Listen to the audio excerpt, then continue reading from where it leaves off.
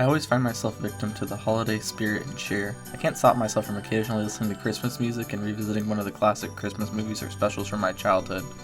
But there's always one piece in particular I find myself revisiting the most often and thinking about.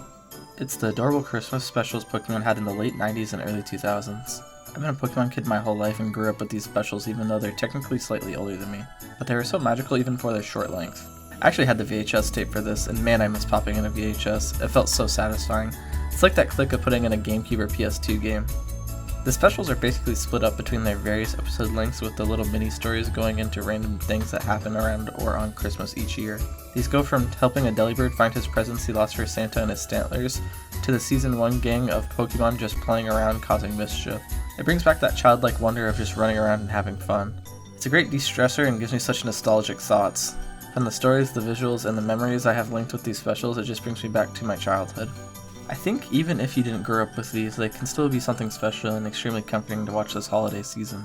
I mean, it's just short, fun adventures. It's not like it can really be bad. If you don't want to see Pokemon just being cute, then it's not for you.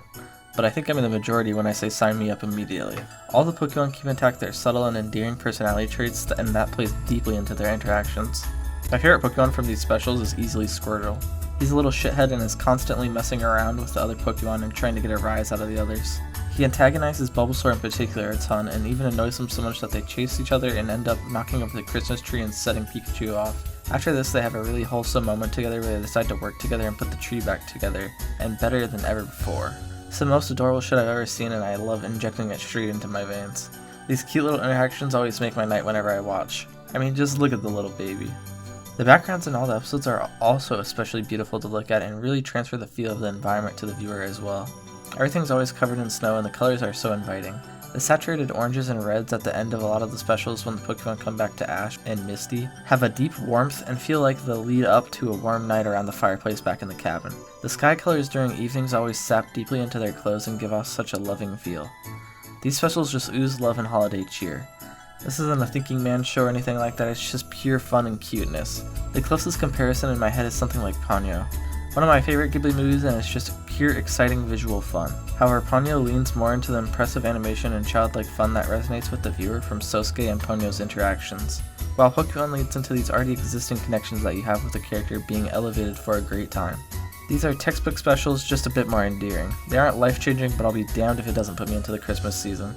I'll be the first to admit I'm off-rip skipping like 90% of the anime specials available to me after I finish a series. It's a really case-to-case basis for if I will check these out, and mostly it's just shows that I consider to be one of my favorites that I would love to just see more of the characters interacting with each other, because they're just outstanding characters. I absolutely adore all the Snafu specials, and that's just because I love the main cast. It's one of those shows that really got me into anime, and I've seen it so many times it just holds a special place in my heart. Well, I haven't rewatched any Snafu since Season 3 aired because it kinda killed the vibes a bit, but that's another talk for another day.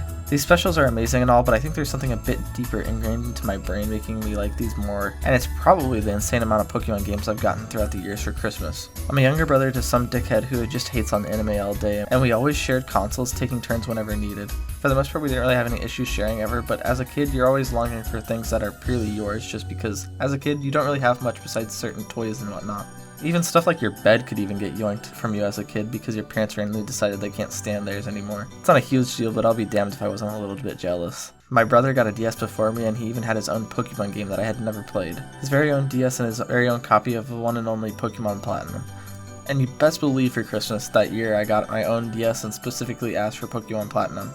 On my hands and knees begging and shit like, nah, I don't even mess with toys anymore. I need this DS or I will burst into flames. So you can imagine my excitement getting my own DS, and well, they accidentally got me a different game, but I ended up getting Platinum soon afterwards, so everything works out in the end.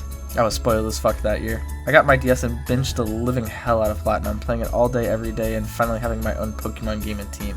Most of my playing previously was just messing around with my brother's file and not saving, or just doing the most basic random stuff, but I watched him play constantly and knew I wanted my own team. Playing Platinum and forming this attachment from getting it around Christmas along with the countless other years where I got Pokemon cards and toys really ingrained Pokemon equals Christmas in my brain. This trend followed through for years after, and one of my more fond ones was getting the first Pokepark Wii game and playing it for literally the entire Christmas day until I beat it while destroying all the candy I got that year. Even if this does decline with, I think, the last Pokemon game I got for Christmas being Sun and Moon, it still keeps imprinting these thoughts into my head. Like, I actually didn't even really want Sun and Moon at the time, but I didn't have anything else else I wanted for Christmas, so I just went with it because that rooted into my brain. Cinnamon kind of burnt me though, being decent, but really showing just all the problems that came with Pokemon's full step into 3D. Remember how we all said X and Y is fine because they were just adjusting to make games in 3D? Yeah, that's funny to look back on.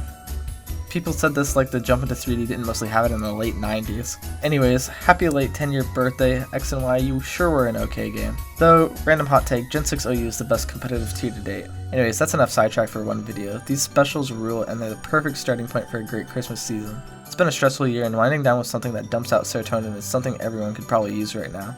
As always, thanks for watching and subscribe for more videos. I hope everyone has a happy holidays.